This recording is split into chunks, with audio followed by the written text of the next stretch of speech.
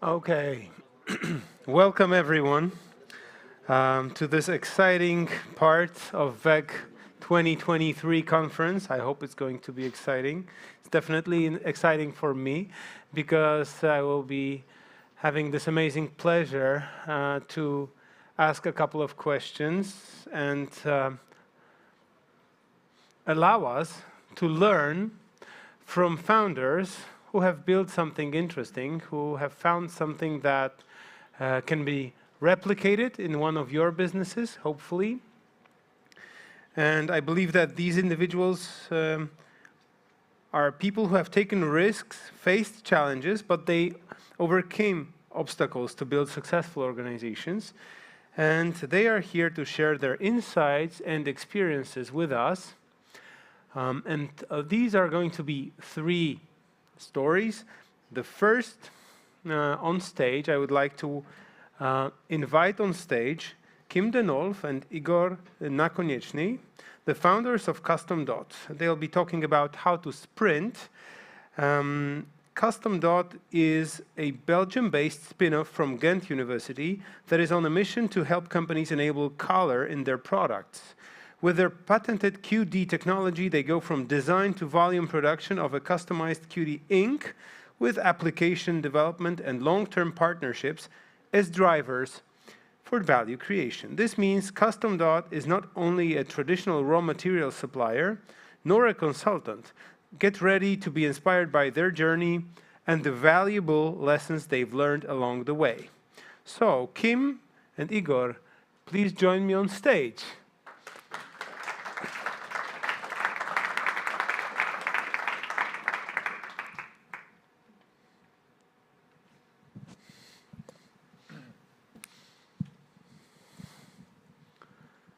How are you feeling? Very good, thank you. Great. That's great. So, you mentioned that you have built a secret power within your organization, which is a sprint. Could you tell us a little bit more in the beginning? What does that mean in practice? What does a sprint really mean? Yeah, we took inspiration from agile methodologies that are being quite well accepted these days in software development, and we decided to apply it to advanced material company, or basically a chemical company, which we inherently are. And a sprint is a short duration of a time that allows your team to focus on something. And then after this sprint, which is typically a couple of weeks, you can actually evaluate the progress that has been made, retrospect about it, and then focus either on improvement of what you've developed, or completely ditch it and actually refocus on something that is much more relevant, that you learned is much more important and relevant. Can you give us an example of a sprint so we can imagine a thing that happened in your company as a sprint? So a sprint can be topical, but a sprint in principle, it's just a duration of time. So you purely break down, let's say, specific, let's say, your whole R&D process in time blocks, and then assign a start and the end of the sprint. And then at the start of the sprint, you have a meeting where you discuss with the whole team, build a plan, what is called a backlog, topics you want to discuss, topics you want to develop within the next sprint, and assign roles, assign a lot of things, and then decide when the sprint will actually end. So it's actually purely a time block kind of. So with that time block, does that bring any difference into the size or structure of the team? How big a team should be to really profit from this methodology? Does it somehow restrict this, or is it just a regular team that would participate in a way, in a different form of work? Yeah, so it's best to have a multifunctional team for doing sprints. So a team that can do everything that is needed within the company. But at a certain point in the organization, you might become a bit too big to do one sprint with the whole company, let's say.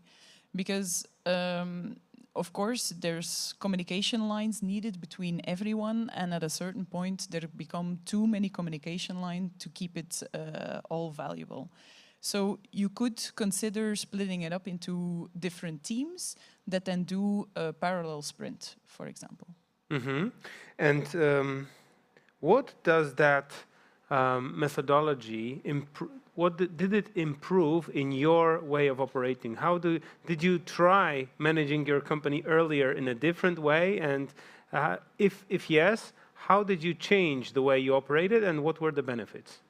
Yeah, so we come from academia, so we are both researchers, and there the methodology is, of course, to work by yourself and to improve in a very gradual way, a bit waterfall way.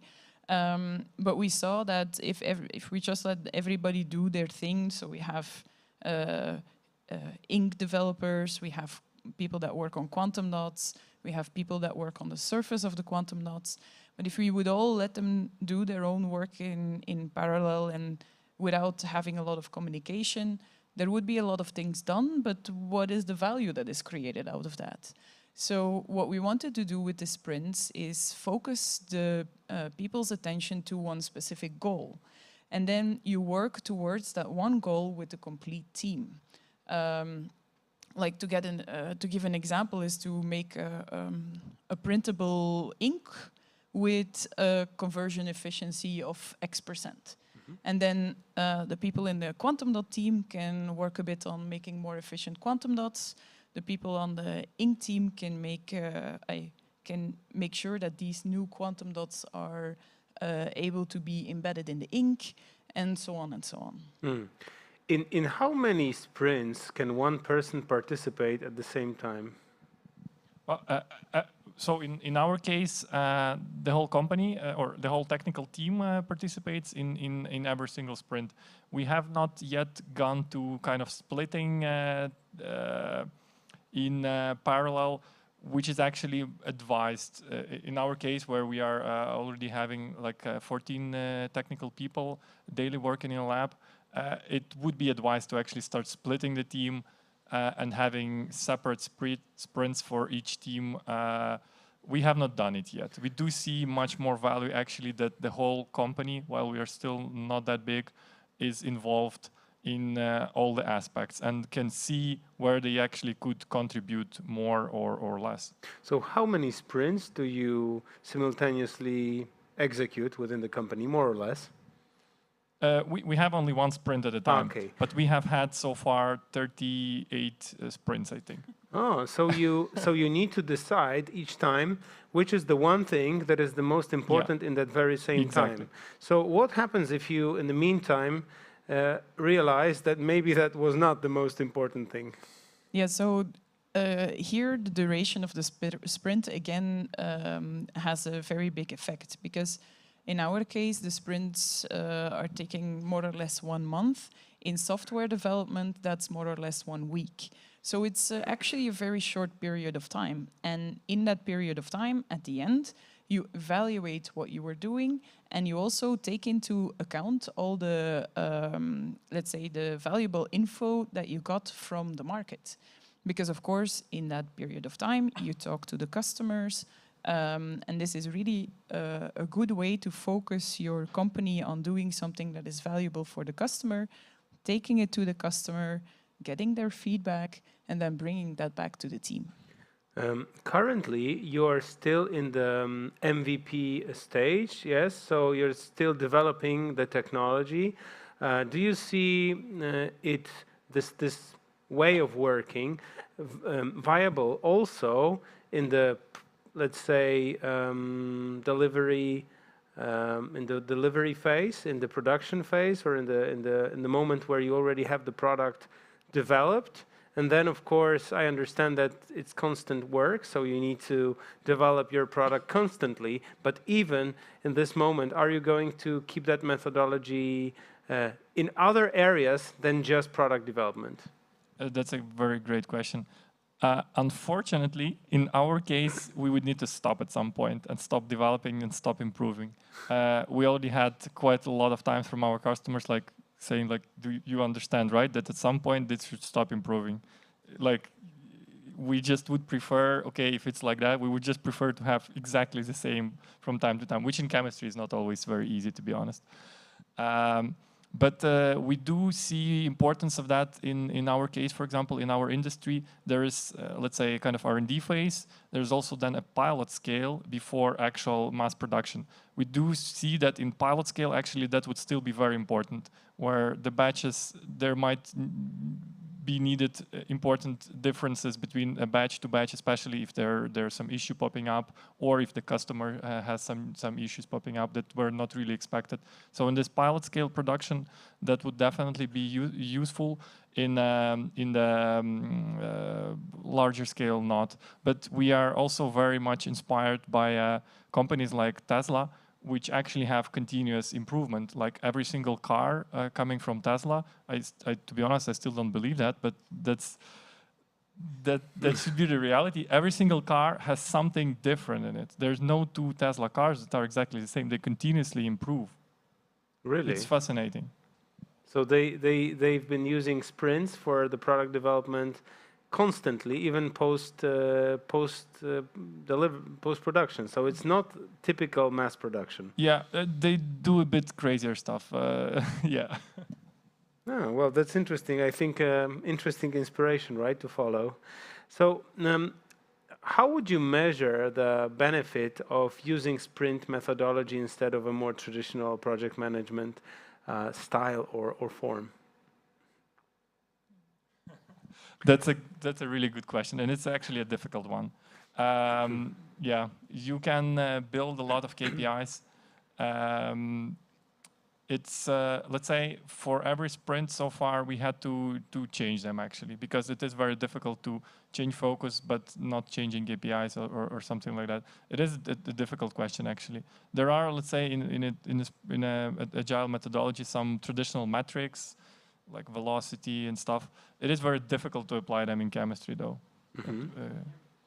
So in general, what you strive for in the end of a sprint is an increment in value. Mm-hmm. So you always strive for that, and then you try to adjust the methodology that you have been using every single time to change what could be better in the next sprint, let's say. Like sometimes you always at the end do a retrospective, so to think about, okay, what went wrong, and sometimes you didn't, you were not able to deliver samples on time, for example, and then you can go back and check how you can improve that specifically. So what we always do is constantly improve that process, and that also makes it very difficult to say now, like, compared to doing research at university, how much better does that go? Because we constantly improve it as well. Mm-hmm. So I also don't really have a fixed answer to what you're saying, but sure. Yeah, I understand that because I understand that part of this methodology is also improving the process itself.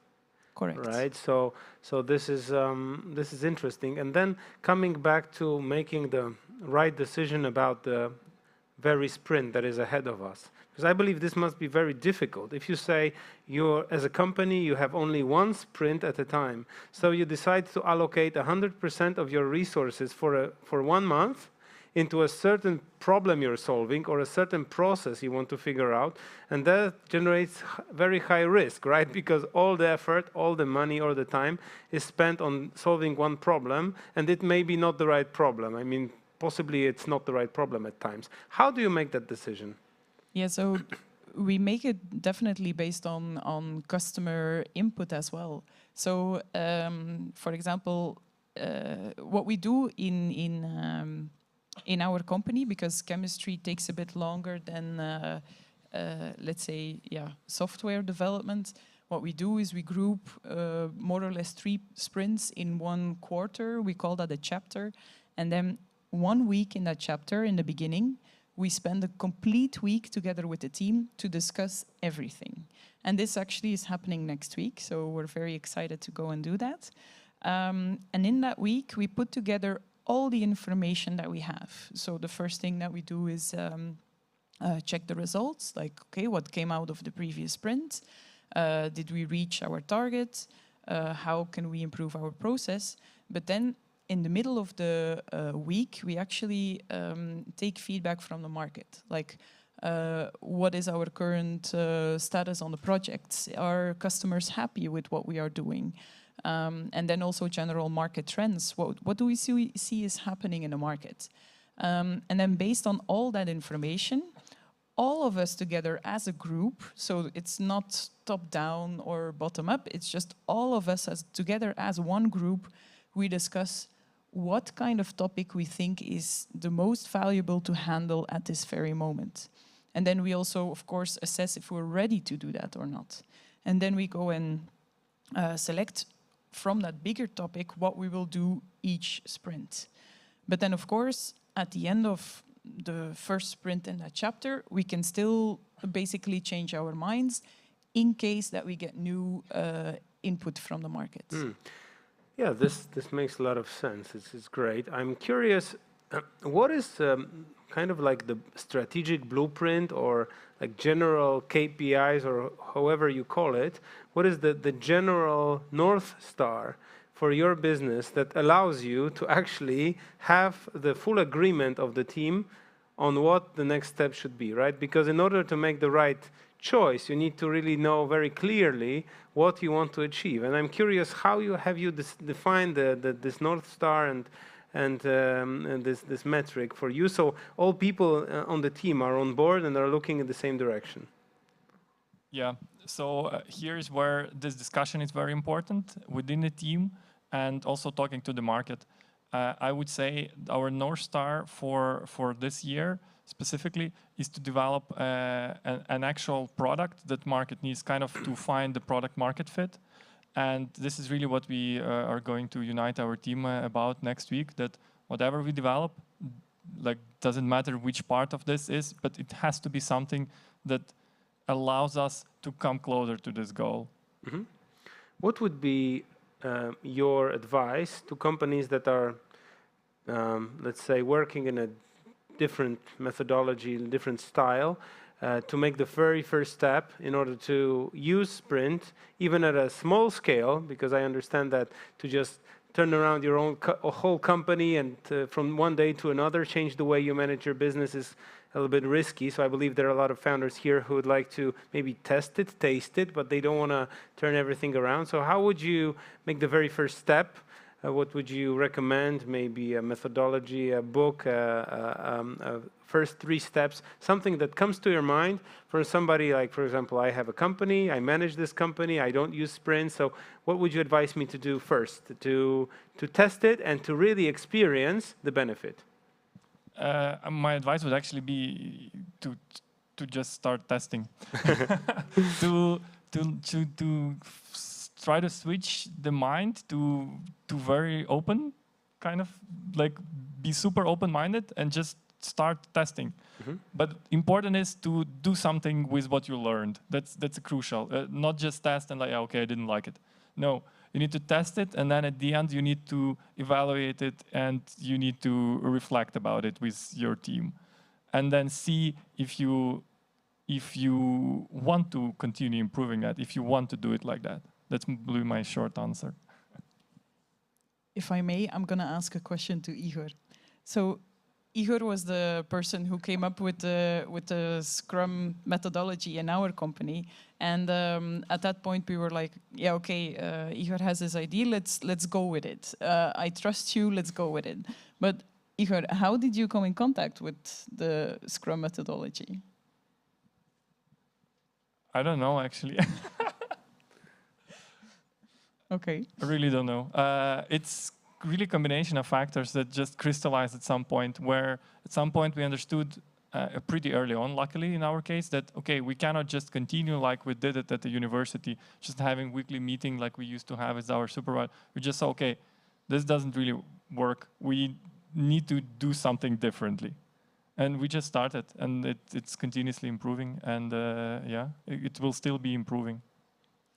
But in any case, if I would be able to recommend something, I would also maybe think about, okay, if you now in a very short period of time would need to focus, what would you focus on? And having a conversation with your whole team about that specific focus, I think that might be the first step, because then even if you don't plan it, or even if you don't do it in the framework, then you create a kind of mindset in the back of your minds. You're thinking about, oh yeah, like a few days ago, we were talking about the goal, and does that even fit in, does what I'm doing now fit into that goal? So maybe that would be a good first step.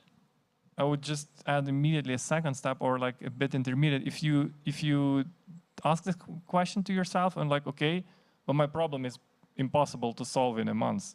It will take a year, for example, to solve.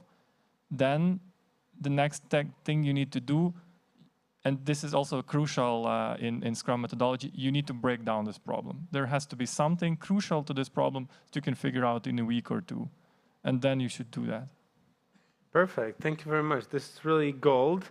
We are about to finish our conversation, but maybe there is something I should have asked, but I haven't asked yet. So feel free to add something that I haven't thought about. Yeah, if you want to learn a little bit more about our methodology, we invite you to listen to our podcast.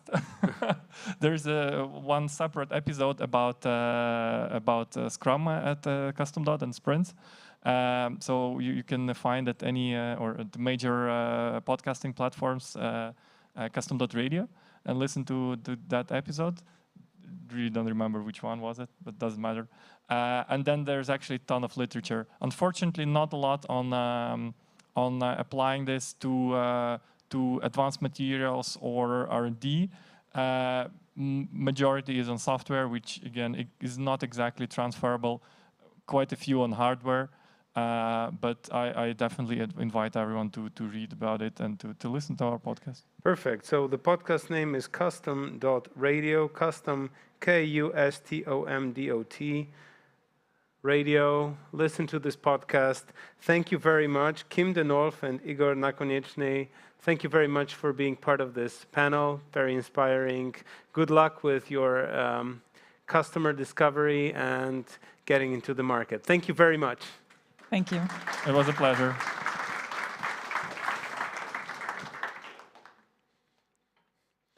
Perfect. So that was the first story. And now it's time for our second guest, who is Michał Black, CEO of eDrone, who knows a lot about scaling business globally. Michał is a serial entrepreneur with experience in product management. eDrone is an all-in-one e-commerce marketing platform that provides instant growth to online stores of all sizes. Today, the organization operates on 5 continents and 25 countries. Michał will share his insights on how to build a successful e-commerce business from ground up. Michał, please join me. Hey. Whatever you feel comfortable. I feel very comfortable here in the middle. Good. Here? No. Me? It's just you. You and me. Perfect. So I'm happy to be here with you. We've known each other for a while, so I'll try to be innovative with the questions. And we'd like to talk about scaling a business globally. I know that one market that eDrone is pretty active in and pretty successful in is Brazil. And this is, to me, and I think to everyone, pretty interesting, right? A company founded in Poland, having a second large market on the other side of the world. How did that happen? Yeah, so I think, there are like a few reasons at least, but first one is that, if you think about Brazil, early 80s, 40 years ago, its population was a half of its population today. You know, so this is a country of almost 220 million. And at the same time, there is pretty low adoption of e-commerce still, and it's growing very rapidly. The people consume goods in a different way than we used to. And also the e-commerce market, which we serve, is really, really distributed. So we focus purely on like SMEs, you know, so this is our pure focus. We target clients who are making from like several $100,000 up to like $5, $10, $25 million on the revenue. So that's the maximum. And this market is very distributed. So imagine that this is the, you know, country which is having like 5 times larger population than Poland, but it's having 15 times more e-commerce stores than Poland, you know, so that's really distributed. Yeah, so these are the main reasons. Firstly, so we made like, you know, we thought about several markets, yes, because obviously there are more like emerging markets, but this one was huge. So, you know, that's a combination of this like demographics reasons and the size of the market, basically. Yeah, because you decided not to address markets that are pretty well developed, which at first sight could be quite interesting because you have already customers that are paying for a similar solution. They're ready to buy. So maybe for some companies it would be tempting to go into a market that is already there, right? We tried, you know. I won't be. Yeah, that's not that great. We tried back in the days like 2017, 2018 to enter like, you know, German market, British market. But we went there. You know, we attended several conferences, attended fairs, and so on. And what we have learned quickly over like 1 year was that it was extremely difficult for us to get to the client directly, because they were always sending us to some consultants, to some agencies. You know, they wanted us to be verified on the market. So that was a huge obstacle, and we quickly realized that we are not affordable, you know, and at that time we haven't got like any like investment. So we were like, that's maybe a part that to this story, that we bootstrap, you know, from 2016 to 2020. So there's like 4 years with no investors. So we had like very little money to do any kind of experiments. So yeah, we thought that, well, we are too short for this market, so let's explore something else. So yeah. Yeah, so a pretty healthy way of exploring the world, right? Because when you spend your own money, which is limited, you need to make faster, smarter decisions. Yes. And cheap. And cheaper, yeah, right, in a way that you can afford. So were there other markets different than Brazil that you have explored? And what have you invested in a lot of markets initially, and then you succeeded in Brazil? What was the process for this Brazil success? Yeah, so, well, first, like, we thought that, okay, let's try to emulate or even embed like our business model and the whole sales process and so on in Brazil. But what we have learned very quickly there is that there is high barrier. Now it's changing because Poland is about to, I mean, already signed the trade agreement with Brazil recently, but it's, yeah. So things are changing. But back in the days, it was extremely difficult to enter the market. So we decided to find a partner who was like Brazilian, and he's a Brazilian entrepreneur who was able to just build the clients locally, and then we transferred the money to our company, or we reinvested basically, because transferring money was also problematic because of double taxation issues and so on. So we didn't want it to be exposed to those risks of transferring money. So we decided basically to make money in Brazil, because there was like no engineering team, no investments in R&D. There was purely business teams only, like sales and support. So they generated money and they reinvested into business, scaling the business. So that was the beginning, which I called like trial, let's say. It was kind of a trial to see whether we can have a stickiness in this market before doing like serious investments. How did you find this partner, and what were the general terms of making a deal with this partner? How did you get into an agreement? Because you know, we think about the world right now. Of course, everything is available over internet. So theoretically, I can call an accelerator in Brazil tomorrow and find somebody to work with. But in real life, it rarely goes this way, because you want to meet the real person, you know, do any kind of due diligence that you can at the scale, and there are a lot of challenges. So what was the process for you? I'm not that young, so I'm not that great on the internet, you know. But yeah, basically we met with Felipe in London at one of the events, like networking event, very similar to this one, I think. And then we met again on Web Summit in Lisbon. So, you know, we basically found this idea on like during networking only. We ate together like several dinners and so on. And that's how it started.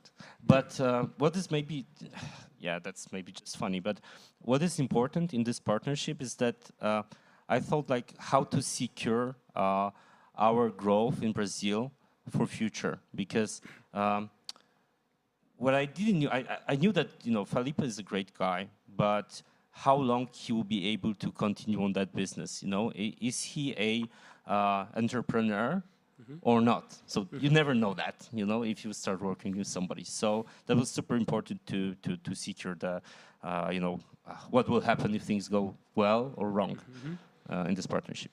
Yeah, and how did you secure it? Because as far as I know, the problem is I know a little bit of the story, so I want to be kind of naturally curious. And what I'm really curious about is how did you secure this this deal? Yeah, so basically, like we call this deal reverse franchise. I don't know if something like that exists, but you know, we found this. So what does it mean? He was like having exclusivity for Brazil until he generates certain growth and growth pace. So we acted as an investor, I would say. So saying that, okay, you have a privilege of exclusivity as long as you will grow at a certain level. And you can generate also more profit for yourself, you know, as long as you grow at a certain level. So, and that was like, I think, fair deal, because, you know, he could like make this ton of money as long as he will just be able to grow. And at some point, it wasn't possible anymore for him to grow at that scale. So we had these doors open to set our our subsidiary and being like 100% shareholder in that subsidiary. So how was opening a subsidiary in Brazil? How was it like? Nightmare.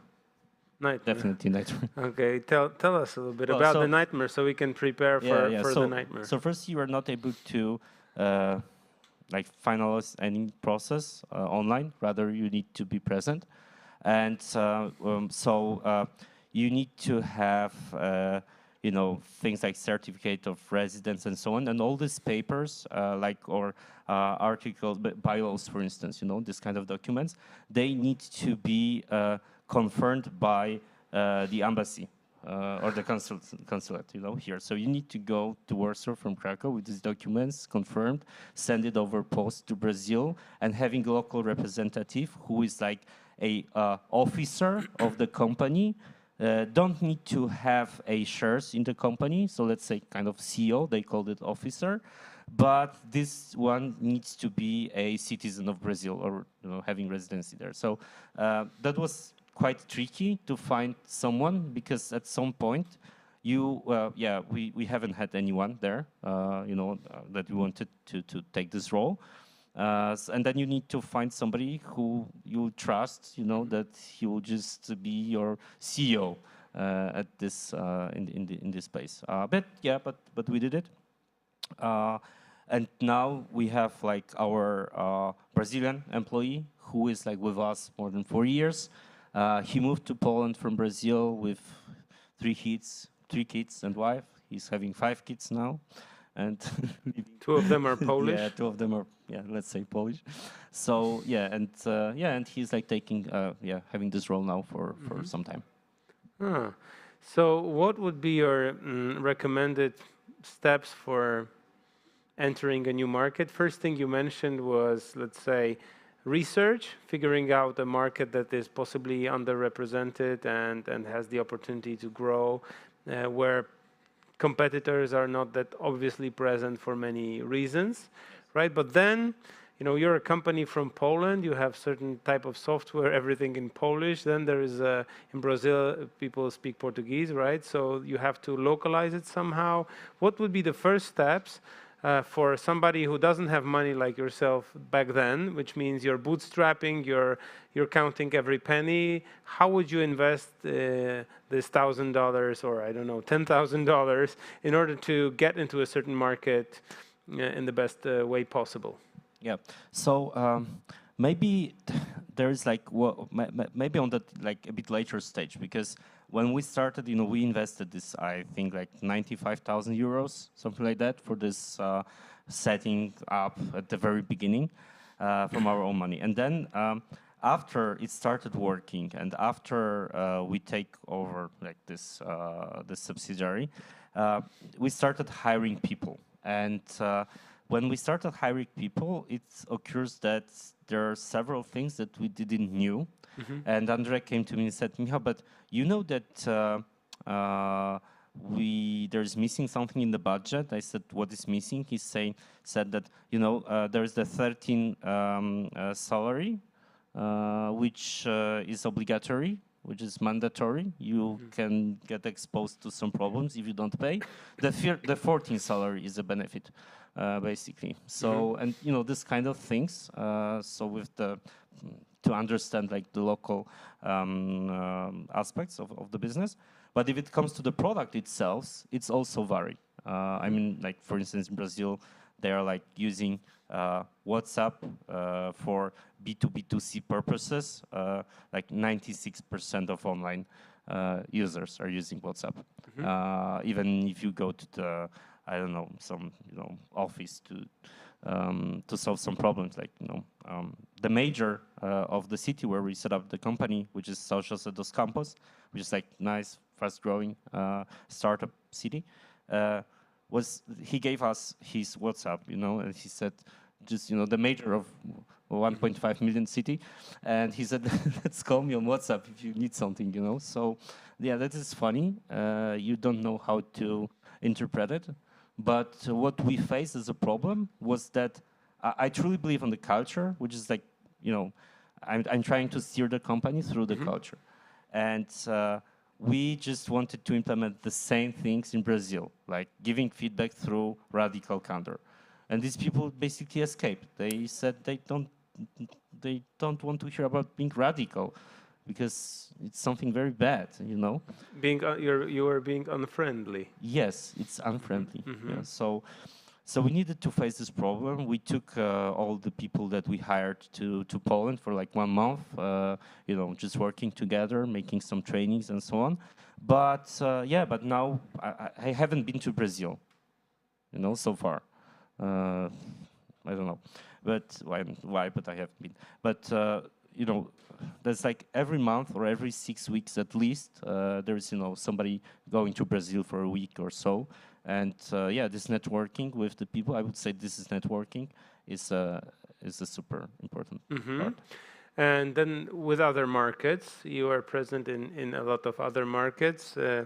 Ones are bigger, ones are smaller, obviously. But if you were to enter a new market today, what is your strategy? What is like the what's in your toolbox to make this first step and enter, let's say, I don't know, Croatia tomorrow, right? Yeah. What really helped us that when we entered Brazil, we started building some partnerships. Finding, let's say, some friendly neighbors, which were, for instance, like tech partners like Vitex, which is like huge e-commerce platforms backed by SoftBank, and they just realized that okay, our platform, like our product, is helping their clients. We started building these partnerships, and they're like much bigger company than us, you know. So they help us to enter other markets. So we entered Romania or Croatia through Brazilian tech company, which is Vitex, who introduced us to the clients, who not only knocked the doors, but even opened the doors to some first clients, which is always like critical. This like 5, 10 first clients on certain market, which, you know, will allow you to build like case studies and this, you know. So without having this, I would need to find another, you know, Felipe or Christy, in case of Romania, for instance, to build that, you know, that first awareness and finding first clients. And I think that, well, the path is not obvious, you know, to enter Romania through Brazil from Poland, but sometimes that's the case. I think, like, yeah, partnerships. This is very interesting. So what I'm hearing is that instead of trying to build your own brand and recognition locally, you're somehow entering the new market on the shoulders of someone who is already networked there, either through a partner or a company that has already been present there and has their own clients locally, which allows you to, let's say, save time on building your own credibility in the local market by using the credibility of your partner. And I think this is a very smart way of, and let's say, budget orientated or budget saving strategy. I'm from Krakow, you know, so Yes, exactly. So this is very interesting. But then, how do you convince, or what are the benefits for the global partner to start promoting you to their clients in the other market? How do you make this happen, apart from having dinners and getting to know one another? Well, what is the benefit for the partner to market you in a certain market? Yeah, of course. So in this model of this, let's say, reverse franchise, so the deal was that, look, you're like receiving the whole revenue from your market. You can keep a certain number. Let's say it's like 10,000 euro a month plus 50% of what is above that revenue you can keep, or you can distribute, you can invest in your business, you know. All the rest will be transferred. That's, you know, and then obviously there are some thresholds and so on. But in this case, that was like very, very clear deal for the partner. We won't do this anymore. I would not, you know, replicate it at our stage, because today it's more healthy to just build, you know, partnerships and, you know, invest some money at the beginning. But for like,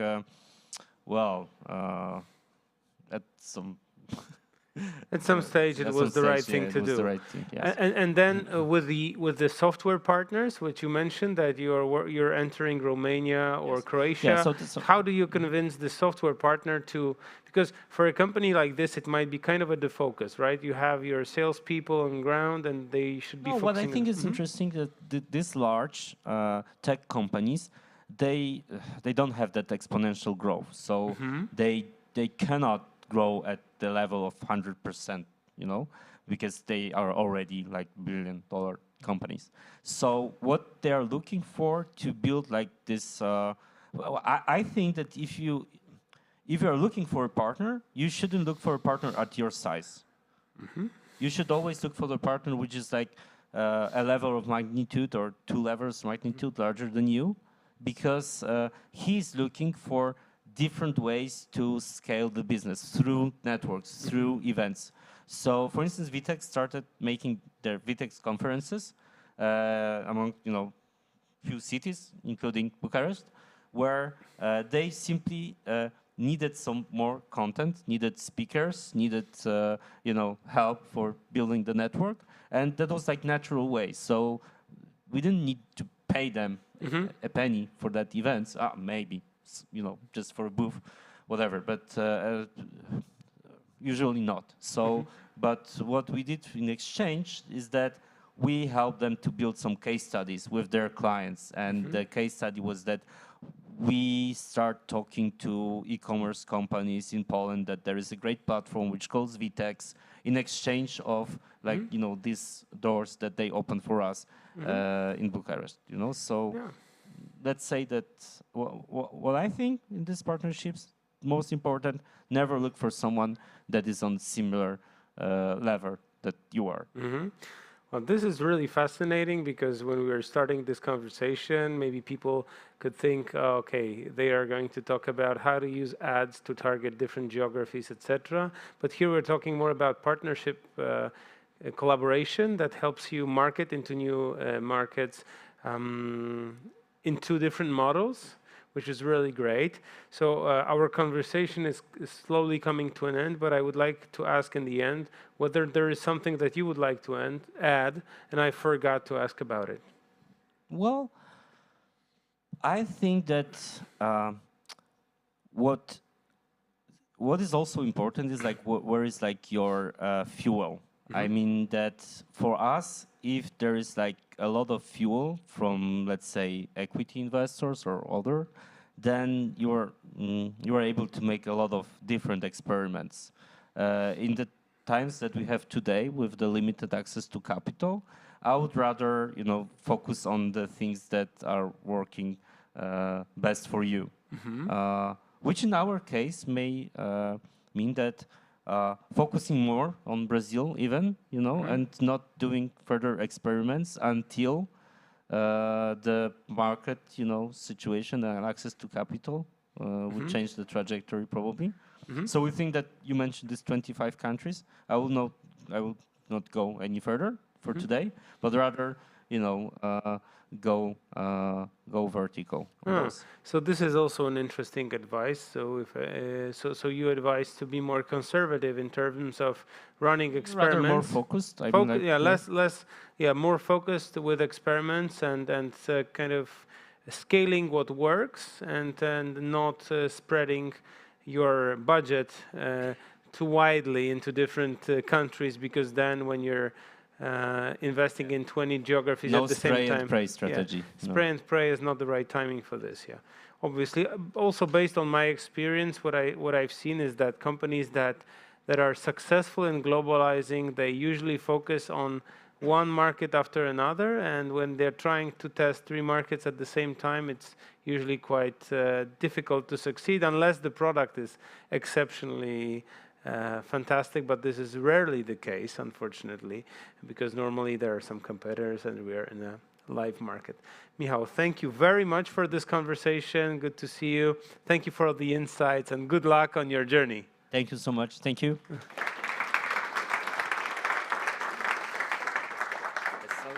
Selfie? Yes, okay. You can do whatever you like. Okay, perfect. You take a selfie and we'll wait.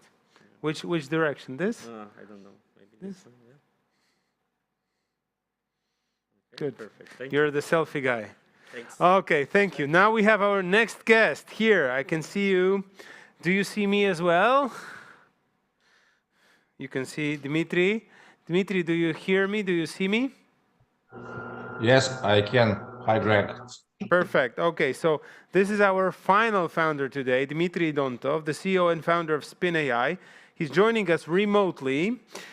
Despite the distance, he's excited to share his knowledge on company growth and the mistakes many founders make when hiring their first VP of sales. I think it's a very interesting topic. Dmitry is a cybersecurity expert with over 20 years of expertise in the industry. He's an author of 2 patents and a member of Forbes Business Councils and YEC. Dmitry, what are the typical mistakes or wrong assumptions you realize founders can do when hiring first VP of sales? Yeah, first of all, Greg, it's very nice to meet you, and thank you for inviting me. On top of such a warm introduction you just made about myself, I would like to add that besides the fact I'm the CEO and founder of the company, I'm also #1 troublemaker in our company, And that's why I decided to discuss with you this topic, because, when you start a new startup company, that you can start doing some mistake, which is normal, right? And yeah, basically the question you asked me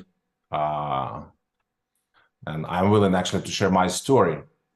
So I also did some mistakes with hiring new VP of sales, and you actually brought really great points. So what I realized from my experience again is that there are a few wrong assumptions when founders think that, for example, if I hire a very smart, experienced VP of sales who worked with my competitor or in a similar industry, then I'm all set for success and it's going to be like bingo, right? Or another one is when I hire a rock star VP of sales who worked at Cisco, Google, Salesforce, those large enterprise companies, and probably this is going to be bingo as well. And actually I can relax and this guy will help me to grow my company like to the moon. So I realized these are two wrong assumptions, and actually at the point when I was thinking about hiring my first VP of sales, I actually thought pretty much the same, So what I realized is that a very successful VP of sales who was extremely successful in previous company can fail in your company. And the key reason here is actually playbook, because every single company has their own playbook. And I'm talking mostly about sales playbook, SDR playbook, partner playbook. And they're using different approaches. For example, if you have a shitty product, the only strategy for you is to compete on price, right? But if you have a great product, then you probably hate to compete on price and you like to compete on value. And that's the kind of playbook VP of sales like to use in the company. And if you don't have a playbook, this is going to be a big problem, So that's why I believe that founders actually have to do their first sales, have to figure out the sales process, and have to build the first version of that playbook. I mean, it depends on your strategy. If you're selling direct, then you need just sales playbook. If you're working for partners, then you need partner playbook or SDR playbook, So I think that's the crucial mistake that myself, including myself and other founders I spoke with, make in the early stage.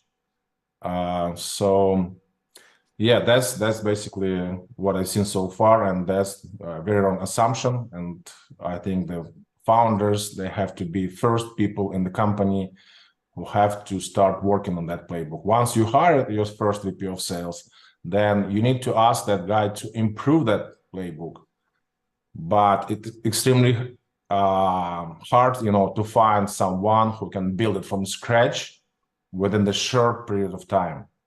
What is the necessary number of clients or number of interactions that you need to make in order to develop a playbook that you will really believe in, or you believe it to work, and it's potentially scalable? Because obviously we know that in the beginning we do kind of especially in B2B, we do this kind of a consulting type of sales, which means generally we are very flexible and we're trying to adjust our strategy for sales to the needs of a client, but this is obviously not scalable. So with time we want to develop a playbook that is going to be possible to be replicated, right? So there is a process that really works. So how many clients do you think you need to acquire in order to say, okay, this playbook is maybe not bulletproof, but at least it works, please go with it to the world? Yeah, this is another great question, actually, and I did mistake in that regards as well, initially, once I started my company, I had only one sales rep, and I was responsible to do sales as well. So with that guy, I was able to get the company to 1 million ARR. And I did the hardest part in this process. We get from 0 to 1, and I'm ready to scale. So I need the VP of sales.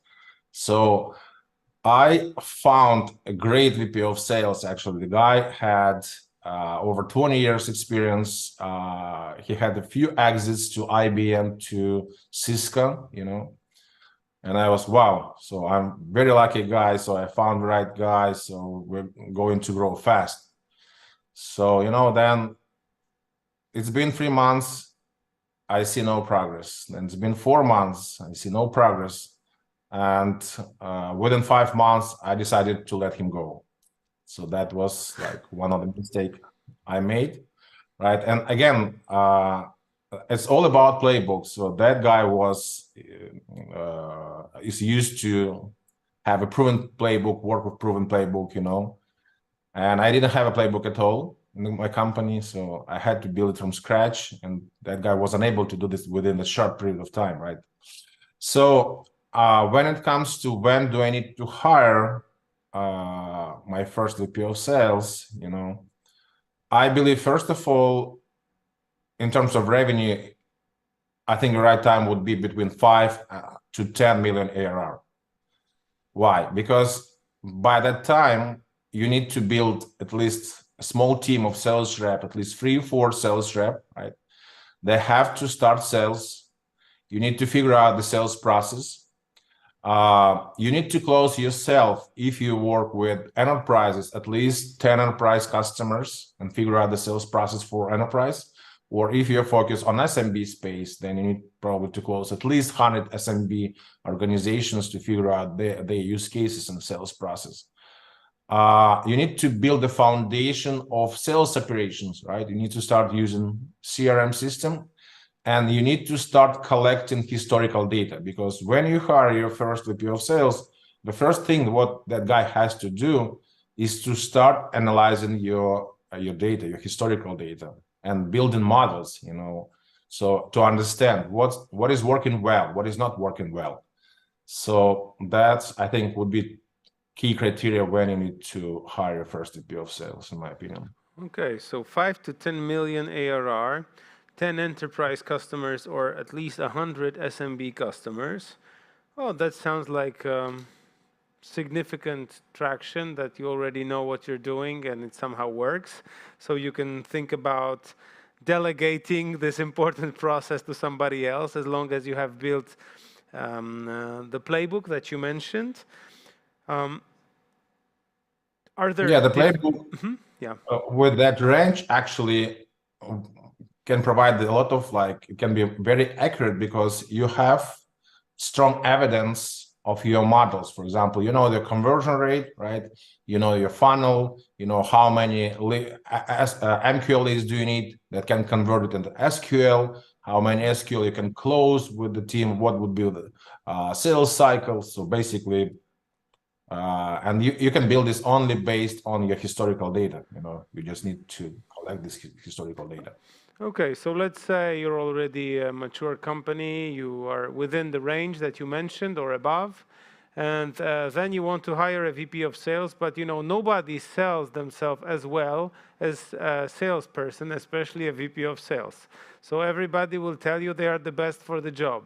How do you figure out who's really the right person? How would you bulletproof your decision in order not to make a costly mistake? Yeah, that's another great question. Yeah, definitely. So, you know, from my experience, what I realized is I would divide VP of sales in 2 types or 2 categories. So, number 1 is, I call it executive VP of sales, and number 2 is operational VP of sales. So the difference is that executive VP of sales, this is actually a guy who can build a plan on paper, who knows how to get it down, how to build it from scratch, right? Who is very good fit for early stage, and it's extremely hard to find that type of people. You know, I believe that probably you can find only 10% of executive VP of sales on the market. So the majority of VP of sales, they're mostly operational VP of sales. So these are people who are very good at operations. They require a proven playbook. They can work very great, you know, CRM with spreadsheets. They can build reports. They can manage the team. They can scale the team. They know how to get it done in terms of scale, but they cannot be creative. You know, they're not good fit for very early stage. They cannot go from for example, 0 to 1, right? So, and they can be really good fit probably for Series B, Series C companies when you actually build all the processes, playbook, the foundation, you have a repeatable process, proven product, proven market fit, all that stuff, and you just need a guy who can manage it, maintain, and scale. So these are two types of VP of sales, and depends on stage you're in, then you need to identify when you interview VP of sales, what type is that guy, and at what stage do you need that person. So yeah, that's why I recommend to founders to start their first sales, start building their first playbook, just because it's extremely hard to find this executive VP of sales, you know. And then how do you identify the right person? How do you measure whether this person fits in the role? Because I can imagine it can be a pretty complicated process. And what you don't want to do is you don't really want to make a mistake, because often, from my experience, it costs you your sales team, or it can cost you your sales team, because the VP of sales can enter, he or she will tell you, everything is wrong, you know, I need to hire new people. I mean, this is one of the strategies that I've seen. And then they want to build their own new team.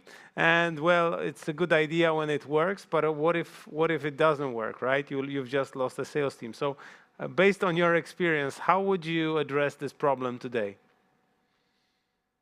Yeah, it's a good question. So, you know, I think Jeff Bezos said entrepreneurship is all about making right decision and wrong decision, right? And I believe your first VP of sales, it's crucial to make the right decision. Why? Because you're gonna hire the most expensive guy in your company, right? So, and this guy can either help you to scale your company and dramatically improve your revenue, or he can build a money-burning machine, you know, and he can kill your company, especially at early stage. So this is very crucial to set the right expectation from very beginning. And when it's very crucial to measure success, you know. So I believe, and based on my opinion, that you need to give at least 4-6 months to that to your first new VP of sales, because within the first 6 months you have to see first result. And when it comes to first result, you have to see team increase, right? You have to see pipeline increase. You have to see a revenue increase. And the most important thing that I pay a lot of attention is if your VP of sales was able to find extra sources of revenue. For example, when they start working, they need to do this due diligence on your company. And by the way, there is like, and this is how you can identify mature VP of sales and junior VP of sales. So if you hire junior VP of sales and you tell him, listen, I'm at 5 million ARR today, I need you to get to 10. And the guy says, no problem, I've done this before. And this is junior VP of sales. Mature VP of sales actually says, okay, I need access to your sales force, and I'm going to do a deep due diligence on your historical data. And based on your historical data, and based on the due diligence, he can provide a commitment. For example, listen, I cannot do 5, but I'm pretty confident I can do 3, because I can see pattern that, for example, you have 1,500 customers, and I can go and start expanding them, right? Upsell them. So I have opportunity for expansion. Or you have like 1,000 partners, I can start working with those partners and just improve the partner channel. So, and these are two approaches, and I would recommend you to do this exercise with your the people you tried, I mean, with the VP of sales you're trying to do before you actually sign an agreement. And yeah, these are actually key things. I mean, 4-6 months should be enough to see first result. Again, it can be either team increase, pipeline increase, revenue increase, and new channels, new revenue channels. Does it make sense? Yeah, it does. It does make a lot of sense, and I've been thinking about the key takeaway for me is I hear that you recommend including this kind of like a creative creative review of the candidate during the recruitment process, where you want that person to actually creatively approach your current sales strategy and your playbook and whatever there is to show some potential revenue streams or upsides that can, because it's not about them being right immediately, but that will show you the way they think, and this will actually give you the ability to improve the general power of your company in the long run, because you see you're having a partner on your team that maybe is smarter than you, which is obviously the reason why you want to hire somebody to do the job. So that's what I hear, and this is very interesting. So to sum up, for now, I see 5 to 10 million ARR, 10 enterprise customers, 100 SMBs. It's more possible to find an operational VP. However, that person will not be that creative that we're looking for. And then to measure success is first, during the recruitment process, include this creative task for them to see how they think, and then give them 4 to 6 months to really deliver on the results, right? What are other things that you think? One more, if I get, this is playbook. Playbook is like the foundation of your sales organization. Yeah, so don't do this without a playbook at hand first. And then, is there anything else you would add? Maybe where to look for your VP of sales? Where did you find your VP of sales? So that could be a good answer to that question. You know, the best way to do this is through your network or through the network of your investors. So that, I think, works the best, but you never know. No, so I try to look for VP of sales for my company, basically from my network and from the network of our investors. Yeah. And how was the process? How well did it go in the end? What was the thing that convinced you to select that very person? Yeah, again, I made very hard mistake first time, and just 6 months ago we hired a new VP of sales. I mean, I made it 2 or 3 years ago. It was long. Then I started doing sales myself. I realized that I want to be able to my chances close to 0 to find executive one, because I didn't find anyone in my network, and investment couldn't recommend anyone else. So I realized it's time to figure this out myself, and that's exactly what I did. And then I decided to go the route to more operational one, and I think we recently found a good one, and so far so good. Yeah. So how does it feel to have a good VP of sales right now? Do you feel relieved? Not really, actually. So you need to manage your leadership team, right? Anyway, so you have to be part of this process. So no, you can't afford it. So how would you then say what is for you the main benefit of having that person on board then? Yeah, you know, you as a founder actually and the CEO, you have to focus more on strategic things over time. When the company grows more, you need to work with investors, you need to raise money for your company, and having VP of sales actually, that person let you focus on more strategic things, because you don't spend your time on operation, on hiring, process, on managing the team. So, but at the same time, I'm a part of all large enterprise deals in the company, So I'm a part of sales process. I'm a part of all this sales cadence. Yeah, so basically, you just cannot move without VP of sales, because again, you need someone who knows how to get it done right, who is much more smarter than you, who has more experience, and who helps you to not repeat the same mistakes, Yeah, that's the most stupid thing one can do, is repeat the same mistakes. That's really something. Yeah, and that's what I would wish to fellow founders is that hopefully with that story, I help them a little bit to make more right decision and less wrong decision, you know. Yeah. Well, thank you for this. Is there something I haven't asked you about, but you would like to add on top of it? Because it's been really interesting, inspiring, and I took some notes. I'm sure all the other participants also did, who I see here in the crowd. What would be the? Is there something you would like to add or share about your experience or your company? You know, I think I shared a lot.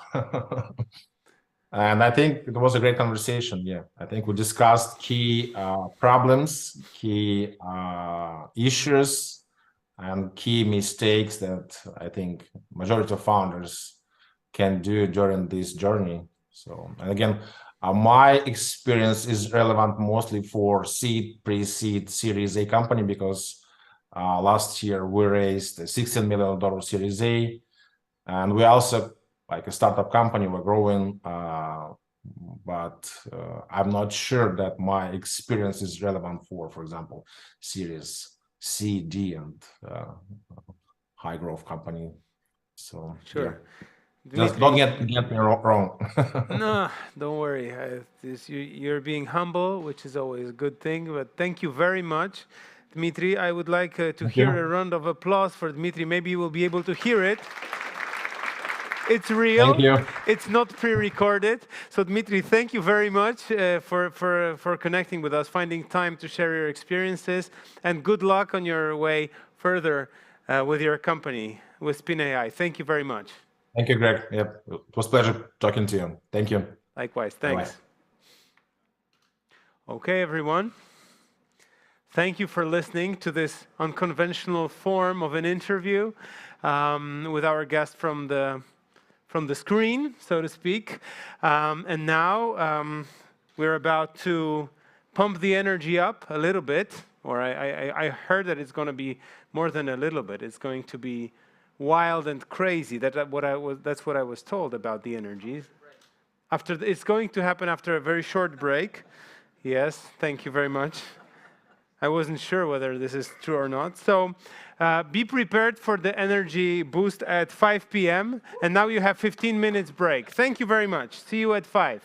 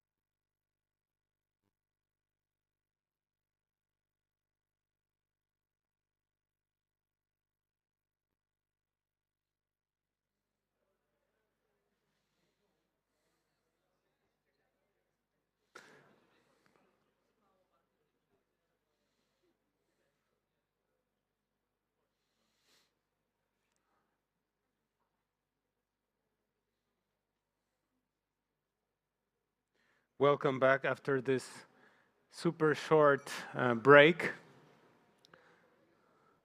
Please take your seats because we are about to experience something spectacular. A lot of people say that being a unicorn often comes from the personality of the leader. So in order to become a unicorn, in order to build an amazing company, it's important to have a leader with a unique personality. And what I think is that exactly our guest, our next speaker, is a person with an amazing personality.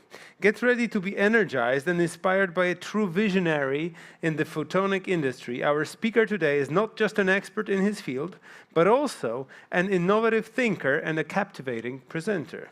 Please join me in welcoming Dr.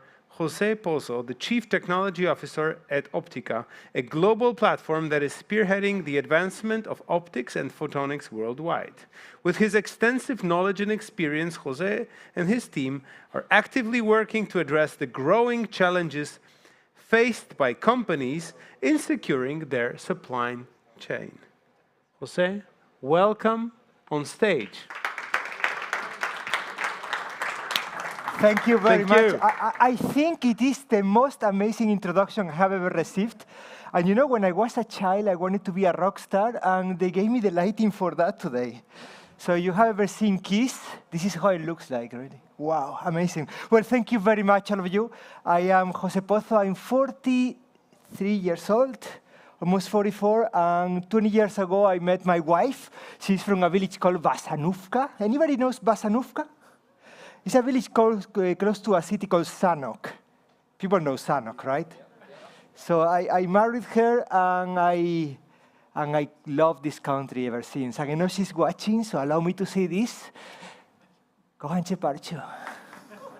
So let's start. My name is Jose Pozo, and I work on Optica. Optica is an association of photonics and optics. Who knows what optics and photonics are? Who's wearing glasses? Who has fiber optics at home? Who loves augmented and virtual reality? Who drives a car? Anybody knows what optics and photonics is. What we do is we create light with lasers. We receive light with detectors. It can be your eyes, it can be solar cells. And we transmit light with our glasses or with the fiber optics that transmit light all over the world. And my job is cool. My job is to know what everybody is doing and try to find ways for them to connect. So one of our members is a company here called WEG Ventures. And WEG Ventures is investing in photonics technologies. And they told me, Jose, can you come here and talk to everyone about what you do? And I said, well, I'll do my very best. What I do is to travel. First, every fun presentation starts with a disclaimer. You know that, right? So the disclaimer says that all the market data you're about to see is proprietary of the market analyst, and I have nothing to say if it's not correct. If it's correct, it's thanks to me. But if it's not correct, I have nothing, and this QR code will lead you to the page in which you can download all the market data presented here.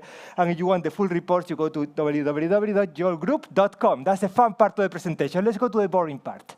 My job is to travel. Today I'm in Poland. Yesterday I was in Washington. My job is to make sure that together with my team of 170 people worldwide, we find ways to connect our companies, which are in 93% of the world. We have about 24,000 members, Optica corporate members and individual members who tell us what to do. And that's what my job is, to learn from all of you. I have a lot of companies here in Poland that are part of the association, also lots of companies in Europe. I used to run a European association called EPIC, and now I run an even more epic association called Optica. One thing that is important to know, many of you represent many different industries. The optics and photonics industry is about small companies. Actually, 90% of our companies have less than 100 employees. That's what the optics and photonics industry looks like. The large companies are Intel, Amazon, Meta.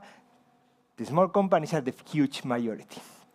So when you look at how it looks like, it's a $500 billion industry, 100 billion euro industry, the optics and photonics industry. It is not a small industry, and when you think about what is the money maker, displays, communication, life science, those are the money makers here. But you can see that it has a very good distribution of countries all around the world, and of course, China, United States, and North Korea are really leading as countries. But what I wanted to tell you about this is, many times people tell me, $500 billion industry, what is that? Is that a lot? No. No, well, it depends on how you look at it. If you take everybody's money in the world, and you put it in a bag, that bag will contain 94 trillion US dollars or euros. And please allow me not to say it in zloty because I don't do that fast math. But 500 billion is about 5% of that. Sorry, 0.5% of that. That's what the optics and photonic industry is. However, if you think about part of that, the part that does the optical communications, the fiber optics, the laser for optics communication, the routers, if you think about that, that is about 50 billion, and that enables every single thing that has to do with optical communication. This is 5% of our industry. That's how important the optics and photonic industry is. What I wanted to tell you is that it is managed by small companies, run by large companies, and most of the companies are small. What I really also wanted to tell you is that it's a new industry, and you know how we know it's a new industry? Because we have estimated that about 75% of the companies are running on public-private investment, and that public investment comes normally from national sources. We are growing, and we are getting to the place in which we become important. But what I want to tell you is a few applications. The first one, who knows augmented and virtual reality? Who has played with it before? When you play with it, the first thing that you do, you get these AR goggles, and you don't know you're going to go underwater or you're going to... Well, we have right now a few sets of companies that are trying to make the AR VR goggles something that looks like this, like the ones that many of you are wearing right now. And for that, we require a lot of innovation and a lot of cooperation. I'm going to be name-dropping few of our members, your companies here. So if you want to know more about those companies, you can ask me afterwards or simply Googling them. But for example, this is how the future of AR VR goggles is going to look like. For doing that, we need to make flatter lenses. We need to make displays that will be located here, as small as that, and we'll project the image directly on the lenses. And we need material that will be low cost enough and lightweight enough for this to happen. So I have borrowed a slide from a company called Wave Optics that actually puts this more or less into perspective. For us to have these fantastic goggles, we need to make improvements on these 6 lines. First, we need to have, as I said, better optics, better materials. We need to have also better light engines. We need to have better batteries. We need to have better image processing, but also we need to have better applications. Without applications, we are nothing here. So when it comes to applications, right now, they are coming from the large companies. They are coming from Apple and Meta, that are now leading the AR/VR market. We also have Google coming really strong. And you're saying, but Jose, you said that 90% of your companies are small. So these are not small companies. That's huge, huge multinationals. No. The innovation of all these companies is led by the leading optical corporate members. At the end of the day, as I said before, this is what I bring here. I bring a new perspective, a new way of understanding our technology. This is what drives our technology. This is what drives our innovation. So whenever you want to get in touch with any of these companies, all you have to do is to let me know, and I will make the introduction. But let me give you another perspective as well. Who's making the money? You think that Meta and Google are making the money? No, those companies are making money with data centers. Those companies sell data. Actually, they don't even sell data. Those companies sell data storage. That's how they make the money. The companies are really making the money with AR/VR, the companies who make glass. Really, seriously, those companies who make glass. And those are 2 large companies that you see here, Schott and Corning. Who knows the company Schott and Corning? I think you know it, right? Well-known companies in the optics and photonic industry. Those are the ones that are integrating this market. For you to have an idea how this is going to grow in the coming years, This is where we are right now. Over here. Where we are right now. This is where we're going to be in 2027, which is tomorrow in dog years, right? It is only growing by more or less 2,000% in 5 years. This is the market that we're talking when it comes to augmented and virtual reality. That's one of the things that make me very excited. But the other thing that makes me very excited is very often people tell you, in your industry, what is the biggest thing that has happened this century? And I think about what is the biggest thing that has happened in photonics in this century? And I look at the phone and I say, wow, the phone is also looking at me. The biggest thing that has happened in photonics in this century is that now we have lasers, we have light sources that look at us when we switch on the phone. This is the 3D imaging, and those lasers are called VCSELs. They are really small, and what is even cooler, really cheap.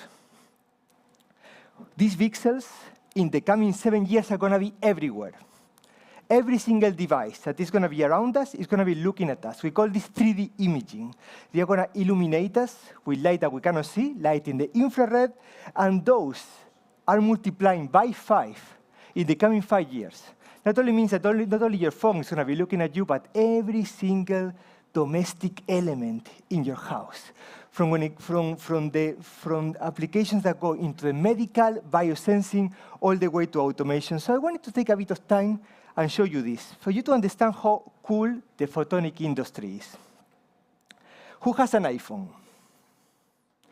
Who has an iPhone 14? Waste of money, right? I mean, you look at the iPhone 14 and you compare with mine, which is the 13, it looks pretty much the same, right? Pretty much the same. Apart from one thing that looks like nothing but is super expensive, which is that they are trying to use as much screen as possible. And you say, hey, Jose, but they were just using that part. Do you know how expensive it is to take this part away? And you know why? Because those VCSELs, those light sources, they don't image through the substrate. They don't image through the screen. So they actually need to change those VCSELs wavelengths to be able to image through the screen. And that's what they promised for us in the iPhone 17, which most likely is going to be so the same, but we're going to have the whole screen being able to illuminate us. For that, something that looks like nothing from the end user perspective, we have to take the whole semiconductor process for light sources in the VCSEL 3D imaging world and change what we call the wavelength, the color of the light. Before, we were using a wavelength that was very, very good for our eyes, very good for the price. Now we're going to use 1.3 micrometer wavelength, which is perfect for our eyes, but also can go through oxide. That is the innovation that is going to help us reduce the price of all this 3D imaging, not only for the mobile phones, that's just the end user application, but for many, many other applications. If it tells me, I stay with the 13 for many years because it's the same, really. But we continue. Another thing that I wanted to tell you as well is not only the phone, but every 3D imaging camera in the system. Many of you have photo cameras apart from your mobile phone. Who has a camera that takes pictures apart from your mobile phone? Many of you still have, right? Not many. Have you heard of 3D cameras? What can they do, 3D cameras? Well, 3D cameras can do something very easy. They can take a picture and know exactly how far every single part of that picture is. And what for? Well, basically because you are collecting every single data point information in front of you. You know what is the value of that? We are losing so much information whenever we are recording a camera because we don't have this 3D info. These 3D cameras are going to be driving, I never have said before, driving every single industry, including automotive. We're going to go later on that, but I can tell you that the future of camera system is 3D cameras because we want to know the distance to every single object that is in front of us. And eventually, cars are going to drive itself. But we're going to visit that in a bit, because what I wanted to show you is another market, the communication market. Many people find this market a bit less exciting, because it's about communication, it's about fiber optics, it's about data transmission. It's less cool than the other ones, but I can tell you one thing that makes me very excited here. These are the current companies that are driving the photonic-enabled data communication worldwide. And you look at what happened in the last years, is that all the different small companies in the world, and many of them in Europe, have been acquired by large companies for making ultra-fast data communications. They all have something in common, which is the techies call it silicon photonics, the politicians call them chips. But it is chips that can actually transmit optics and electronics at the same time. And those have been the biggest investment by the largest companies over the last years. When it comes to what chips are they investing on, they call them silicon photonics. We're going to see a lot of that in the coming years, but not only for datacom telecom, but also for other applications. And let me tell you about some of the other applications. Who in the room has an autonomous car, a car that can drive itself? You know, like in 5 years, many of you will raise your hand. Well, I don't know if that's the case, but what I can tell you is that when it comes to the car, we are getting a huge pleasure from the industry of having the car helping us make decisions. And those decisions are enabled by many different types of cameras. One of these cameras that is going to be seen by many of you is a LiDAR camera. And those LiDAR cameras are basically as a laser that is scanning everything around the car and knowing, by collecting the light back, what is the distance between that object and yourself. To put that in a car, we need to make one of the biggest cost reductions ever made in the industry. We need to reduce every single part of that laser system to be able to afford the cost that automotive cars wanted to put, which is 1% of the cost of goods of that chip. So we need to go to ultra-high volume production. For that, many things have happened. One of them is called meta lenses. Who has heard of meta lenses before? Meta optics, meta materials. Everybody's talking about that. What they are doing is very simple. What they are doing is putting many different optics together with a process that just merging them together. This is the main transition that the optics and photonic industry is living. I'm going to put here, just for you to have an idea, on the growth that those optics and photonics are having over the next 5 years, just to satisfy this demand of having smaller camera systems. But I want to move on that, because I promised you that I would talk to you about automotive cars, about autonomous driving in the car. Many people keep saying, when are we going to have or autonomous drives? That's a political issue. I don't know. I don't know because nobody knows, because this is about having a car, making your decisions. What I can tell you is that in the next 20 to 30 years, we are going to have a huge evolution on the amount of decisions that a car can make. We have standardized what we call the level of automation of a car. We have standardized that. And right now, we can tell you that we are over here, in which only a few of the cars can drive themselves. The idea is that by 2039, we will have certain amount of millions of cars worldwide that would allow us to drive with our eyes closed, and 2048, the time in which we will be in the world of autonomous driving. This is how, for the market report of Joel, which is the one I purchased and the one that I trust, this is how it looks like. For that, we have a roadmap for every single camera system that we need to reduce, and we need to put in the price limit that this industry can afford. These are some of the companies that we have been active to make sure that this happens. And these are some of the companies that are right now working with the main autonomous cars manufacturers of the future for making this true. I want to go back to how do we make these cars driving themselves. As I said before, it's a LiDAR, which is a laser that looks around, right? We have to make sure that we put one of these systems in different parts of the car, so strategically we know where to look at and why. And how can we do that? Because this is a very expensive part, and it has to be reliable for the amount of time, that the car lasts, and also is a decision-making part of the car, basically on, am I going to save or kill a person that is in front of the car? This is a very important, reliable part of the car. For that, we need to make the most important and difficult decision when it comes to optics and photonics until now, which is reliability versus cost. It was taking every single photonic technology that has been invented until now and taking them to semiconductor fabs.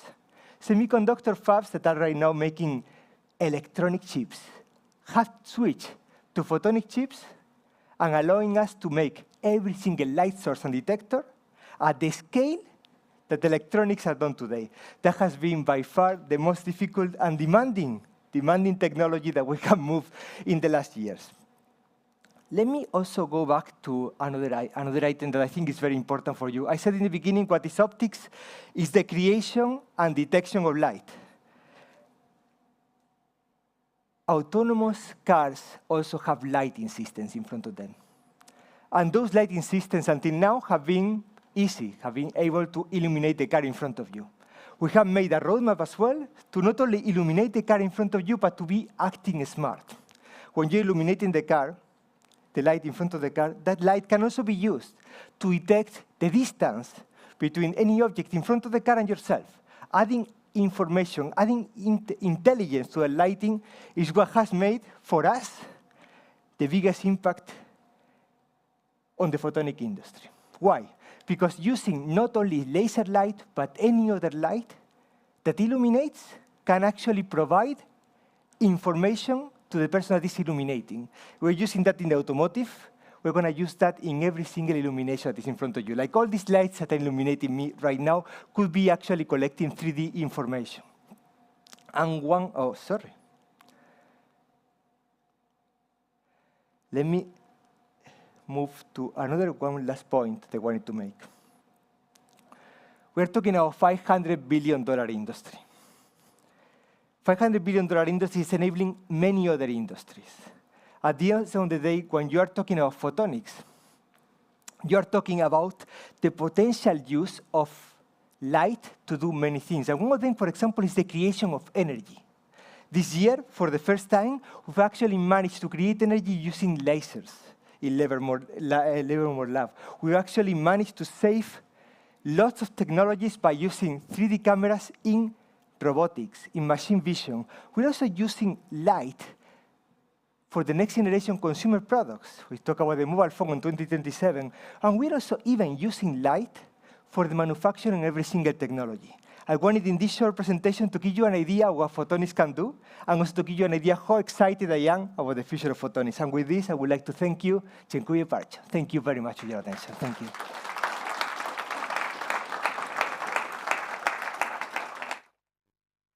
Jose, please do not escape. We still have 5 minutes of your valuable time to use. I must say it was the most interesting and exciting presentation. Go ahead. Yeah. You need some water? Yes, I was going to go. I left some water there, but somebody stole it. It's lost. That's okay. 5 minutes. Yeah, so I just wanted to say it was the most interesting and exciting presentation related to hardware that I have ever seen. So congratulations on that. Really great. Have a sip. I wanted to ask you, what is the first area out of all the areas that you have mentioned that we as regular consumers and part of us also investors in businesses should look at? Which part of the industry should we look at to see, the first moving change or the area that we should focus on? Because you covered so many areas. Where should we start? One thing that we live in a world today in which you can go to the desert in Africa or in my city, Almeria, south of Spain. We have a beautiful desert there. And you can take your phone and buy groceries and get them delivered to your house. That's the world in which we live in, which is a fantastic world. It's also a world in which we don't get regularly scanned for cancer. That's the kind of world in which we live in. We invested so much in technologies to allow us to consume, and we forgot in technologies that allow us to have a better life. With optics technologies, today we can actually monitor many biomarkers that would actually determine the chances that you have to have cancer in the future. Many of them are actually in the breath exhaust. So one of the key technologies that we're exploring right now within our network is to have breath analyzers that with light can make spectroscopy solutions that could determine some of those biomarkers and having the chance of you having in the future lung cancer or any other cancer solution. And that's for me is the one that I would like to have more investment and definitely more interest on. One of the big problems, and I think many of you know this when it comes to the medical market, is that the time to market is normally really long for startups. The value of death kills almost every startup. There's very little that we can do about that without the governments supporting those value of death and investing more heavily on us surviving that. Because with private investment, it is very common that by the time that the company is in clinical trials, and clinical trials are expensive, they have run out. The burning rate have killed them. And that's one thing that, you ask me what is frustrating as well, that is the one. The fact that it's so difficult to make innovation in the medical market. Yeah, so you need to, so the legislation is not fast enough, right? Mm-hmm. And is there anything from a consumer point of view that you would encourage people to have a look at? Because this is the influence of business, the investment, right? Where should we focus in developing technology? And as regular consumers, is there something except for glasses where we should be focused on? Or where do you think these technologies will really bring some breakthrough value? Very good point. So before we actually had a presentation from a company called Costume Dot. They presented a light-emitting ink. Mm-hmm. We are going into a world in which every single device that you have with you has a battery, right? And you are charging it every day. Mm-hmm. And those batteries actually not only like a pain for the consumer, they are horrible for the environment. Really horrible for the environment. Removing those batteries, removing the size of those batteries, and using new materials for those batteries is key. Optics and photonics has been proved that it's major solution for the saving of those energy costs. When it comes to the consumer market, using those technologies for energy savings is our next added value to this industry. Thank you very much, Jose. It's been a pleasure having you here on stage. Big applause for Jose. Thank you very much. Thank you. Thanks. Thank you all. And it's now time to move to part 5 and the last part of our event today, which is going to be, you will hear in a moment. So 2022 has been a very extraordinary year in many ways. Doing business in such uncertainty is not an easy, it's not been easy. Yet many of WEG portfolio companies managed to succeed. We would like to take a moment to recognize those who showed resilience, courage, and persistence in growing their businesses. So, WEG Awards ceremony is the final part of the conference where we would like to recognize WEG portfolio companies in 5 categories. First category, Management Team of the Year, then Biggest Growth, then Innovation of the Year, Globalization and Courage in Business. I would like to invite Krzysztof Dziewicki, Przemek Danowski and Dawid Bieńkowski to join me on stage so that we can announce the nominees for WEG Awards 2022. Applause! Woo, woo, woo, woo.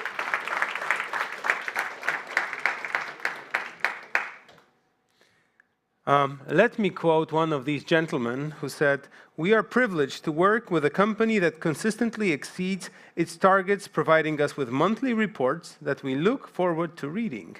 This is all thanks to the exceptional leadership of the management team who we believe are true role models. Their innovative and strategic vision has propelled the company to the forefront of the digital web and product analytics industry, breaking the €10 million ARR barrier last year.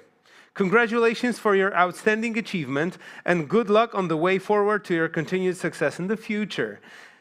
Thank you for inspiring us all with your exceptional leadership.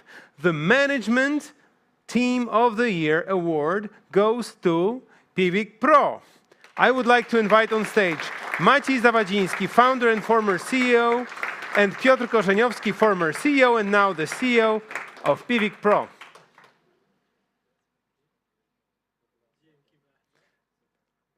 Pictures, pictures. Congratulations.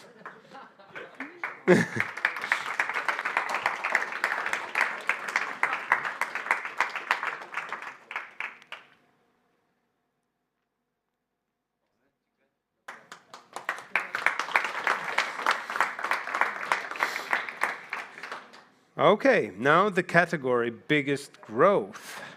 First of all, massive congratulations on closing your 10 million euro funding round in March this year. In 2022, you overcame a lot of challenges and managed to lead the company through a massive transition from a business focused on perfecting its technology to one that is now working on tripling its production capacity and making great strides in implementing its commercialization strategy. As a result of your great work, company's revenues more than tripled from 1.2 in 2021 to over 4 million Polish zlotys in 2021 to 22. In this context, this achievement and the extraordinary team merit the biggest growth award. The biggest growth award goes to Contec. Please give it up to Krzysztof Wróblewski, CEO of Contec, and Dominik Dobrowolski, CEO of Contec, whose commitment and passion for their business inspire us every day.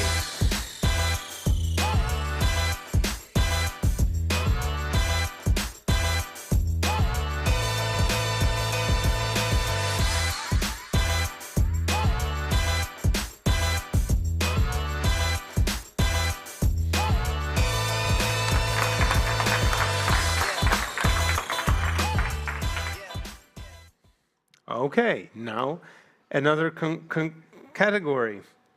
It is amazing that WEG investments can facilitate significant breakthroughs in revolutionary technologies with the potential to create a global impact. As the amount of data being processed continues to grow exponentially, it is essential to find solutions that can tackle this challenge.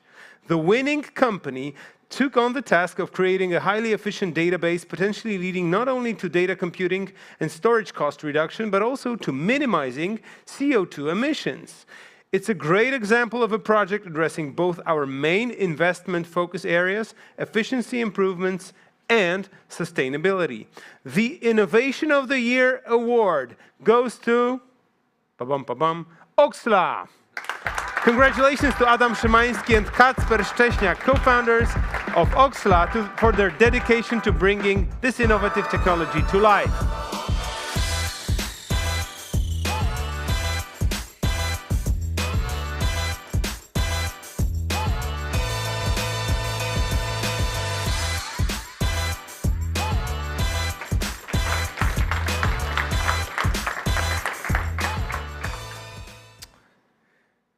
Building a successful investment portfolio on a global scale is no easy feat, requiring both innovative ideas and effective execution. However, these two entrepreneurs have proven themselves to be capable of building a global brand and establishing European presence.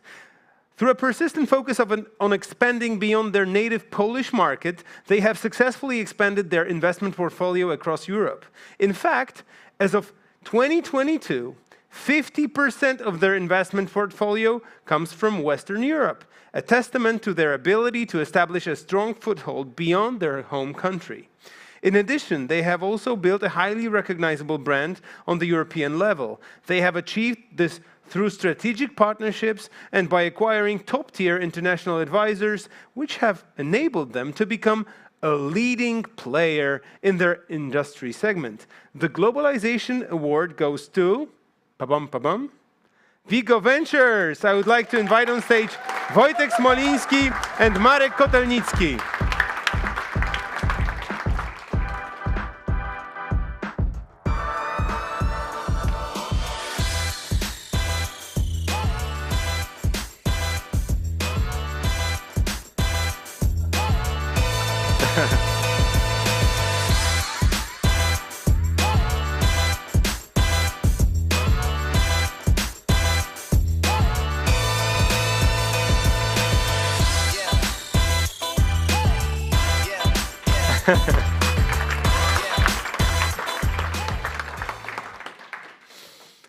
And now the last but not least, very important category. The team we are about to recognize truly went above and beyond in their achievements despite facing extremely challenging circumstances, from the migration crisis to the ongoing hostilities of Russia against Ukraine and the impact of trade sanctions on their operations and customers. This team had to navigate a difficult and uncertain environment. However, their courage and determination shone through, and they achieved their best results. The Courage in Business Award goes to Polskie Konsorcjum Gospodarcze. Thank you for your inspiring example, and we wish you continued success. I would like to invite on stage Renata Kozioł and Robert Bałabano.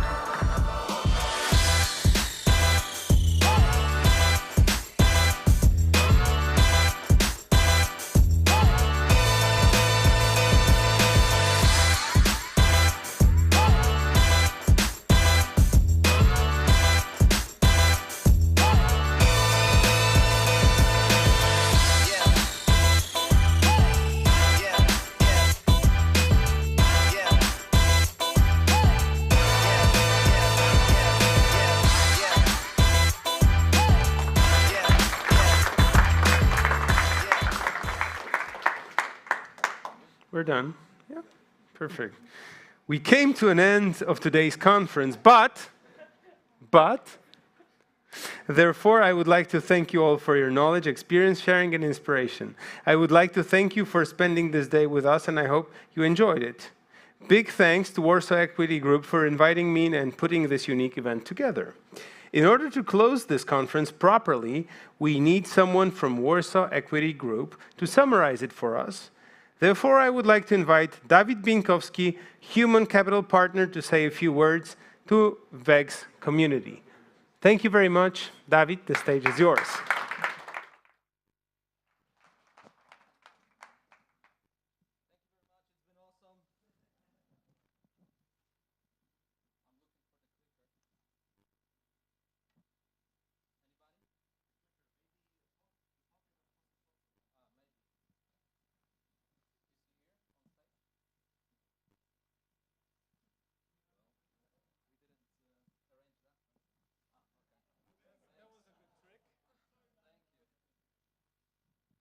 One, two, three. Okay.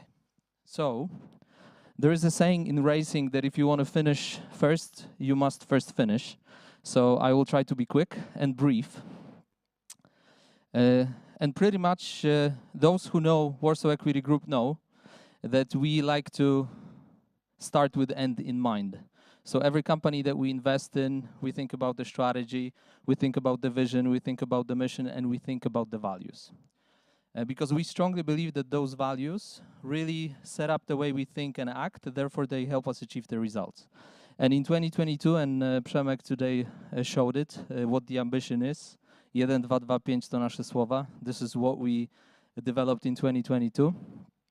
And pretty much those values, I want to say we don't have it on the walls, we don't have it in the presentations except the one today, but we do have it in our hearts. And the way we stay in check with those values, every single year we ask our portfolio companies to evaluate how we do against them.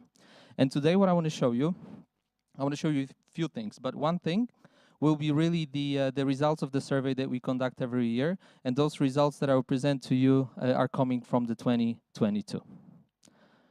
So when you think about, what does it take for a portfolio company to be satisfied with the support that we provide?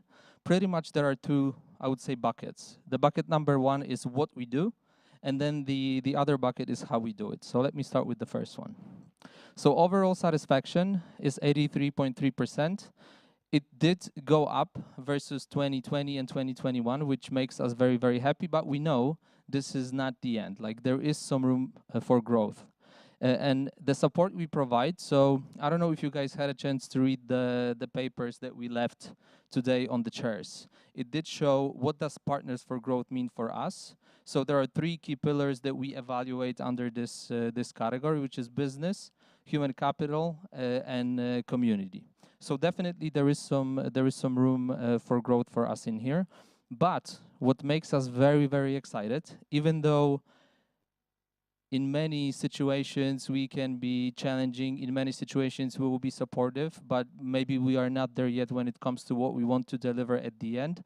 But what we were very surprised with in a very positive way and very happy about is that the NPS, so would you recommend us as an investor into your friend's company or somebody who's looking for funding, it's 94.4%, which is very, very high. So thank you so much for that, everyone who took part in the survey. And then we have the how. So here we speak about the values, and whenever we think about the values, they really shape, in a way, the way we think and the way we act. Therefore, we asked our portfolio companies to evaluate us on a 5-point scale. How well are we doing against those? And when we are looking at the numbers, you can say those are just the numbers. But then, when you start looking into your own company and how you actually make sure that those values are important for your teams, for your people, there is a wonderful correlation between the partnership.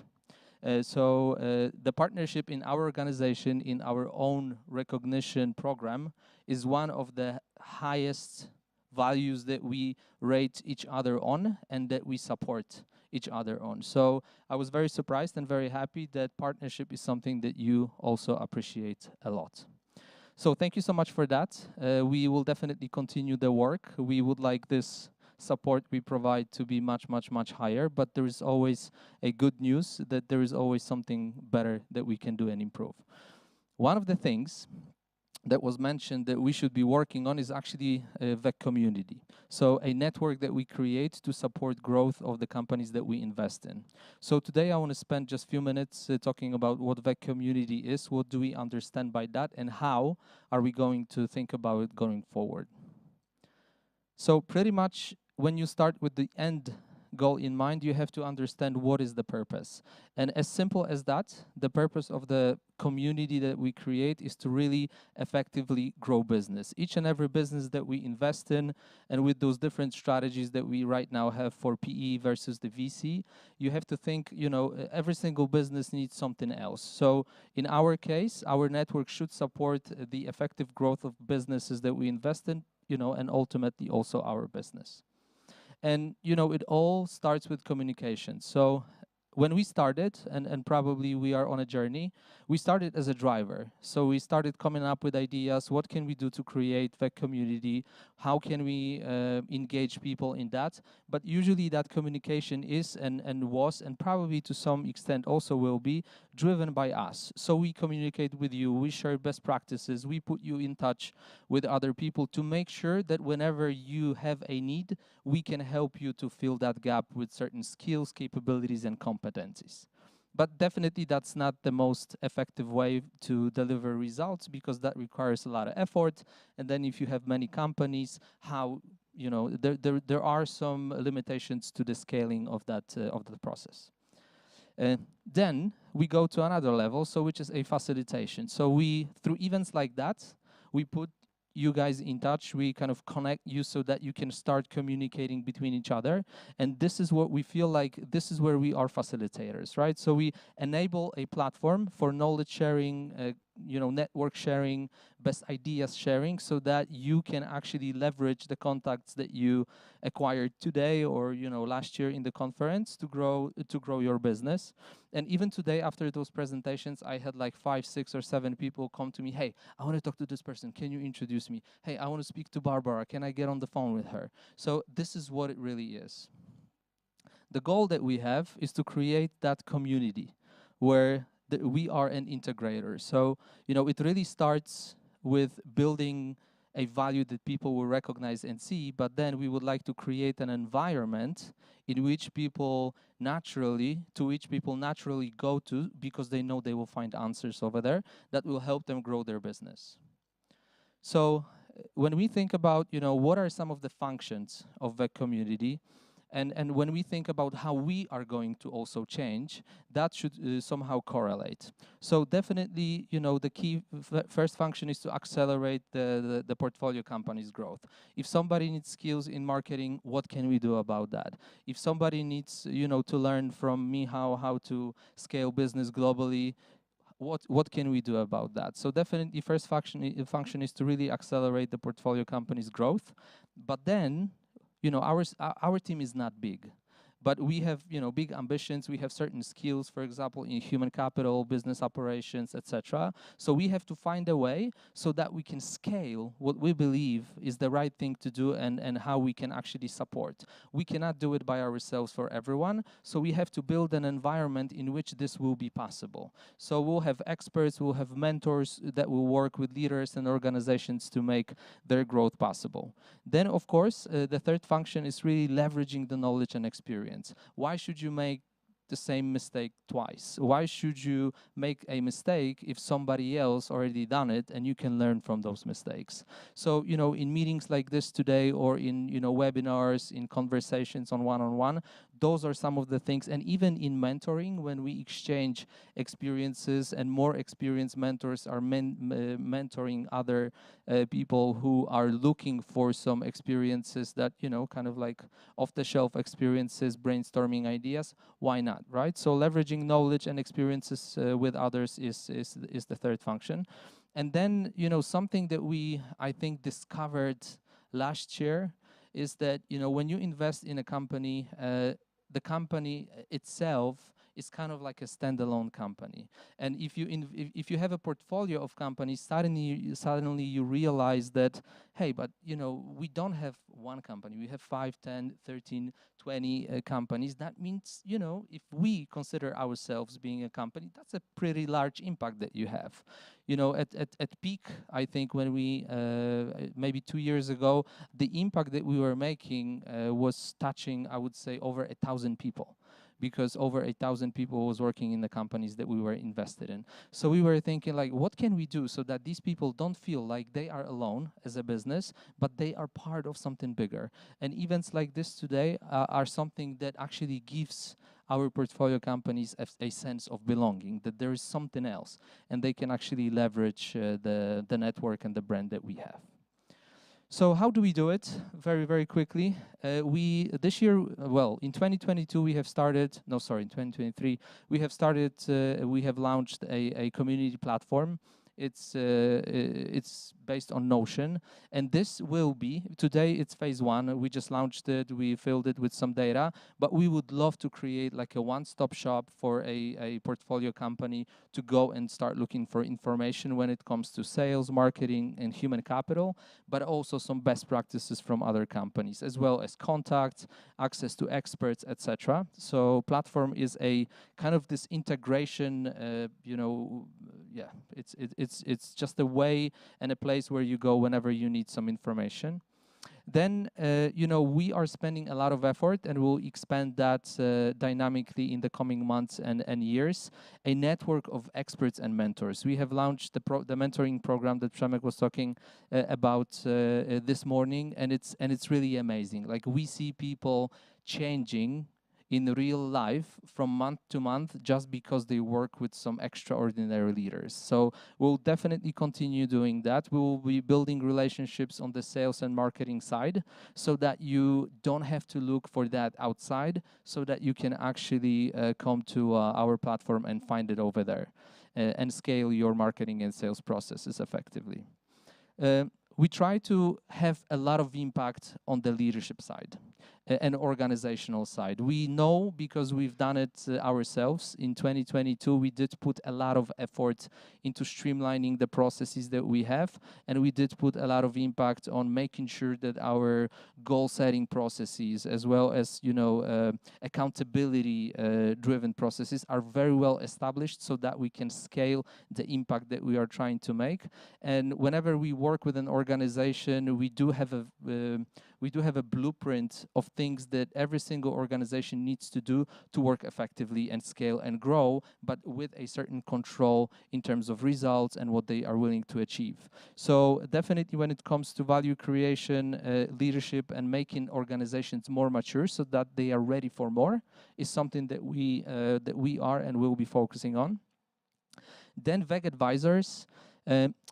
something that maybe is not that obvious, well, why should I need an advisor? And what we are trying to do with this is to find opportunities, more strategic opportunities, and find people who just by being close to you, just dealing with you not on operational issues, but more on a strategic side, can add a unique perspective that can totally change the way you think.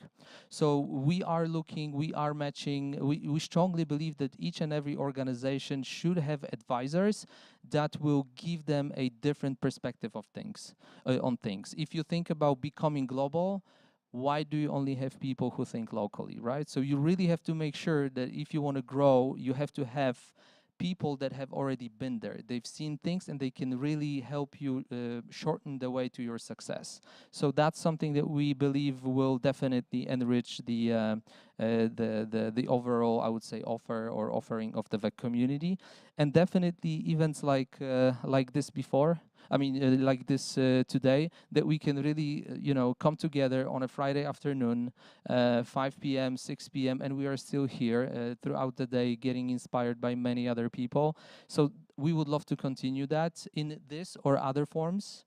Maybe like a smaller experts workshops that you guys appreciated because we tested it this year. So we'll be thinking about, how we can actually pull these people together so that they can learn from themselves. As a result of our thinking in terms of, how can we actually coexist with other companies that have a, broader reach, outreach, etc., we have developed our team, and Pavel Maj was a leader of that, and our investment team helped to develop. And this week we have actually launched together with Vestby something that we call CEE SaaS Index. It is a very simple tool that is available online today. If you go to vestby.com, on the bottom of the page you will find CEE SaaS Index. But this is a tool that will help startups and investors to evaluate SaaS companies in Central and Eastern Europe based on the revenue multiples from publicly traded SaaS companies. Very easy. It will be updated every quarter so that you can see where the market is. Okay. 2 more slides, very, very quickly. I want to thank the content partners. We wouldn't do it without you guys. So thank you so much. It's been amazing. I've heard a lot of great feedback about the workshops, about the keynotes, a lot of interest. So B2B marketing, Movents, Propolis, HEA, and Algorithmia. Thank you so much for being with us. Thank you so much for putting a lot of effort before, just to make sure that people who are engaged in the workshops and the keynotes really get the value that they deserve. And then, of course, our media partners that were trying to make a word and to make this event visible to the outside world. So my company, Mom Startup, FinTech, and Vestby. And I also want to thank our founding partners for making it happen and allowing us actually to have dreams and execute on those dreams, because it's not obvious that companies like ours are doing things like that. So thank you so much for your support. Thanks to the WEG team that is actually executing on those dreams every single day and helping us to build value within our portfolio companies and beyond that. And I would love to thank you guys as well for coming, for spending Friday with us, because in the end, I think it's absolutely essential that we know that individually we are only one drop, but together we are an ocean. So thank you for being with us. Thank you for being part of the community, and I wish you a wonderful weekend. Thank you.